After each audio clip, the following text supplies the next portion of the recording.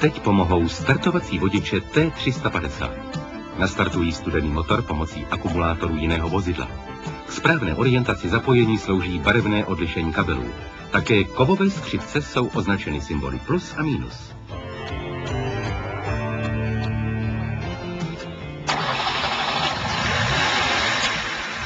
Pomocné startovací vodiče T350 vyrábí výrobní družstvo Mechanika Praha. Prodávají se za 120 korun.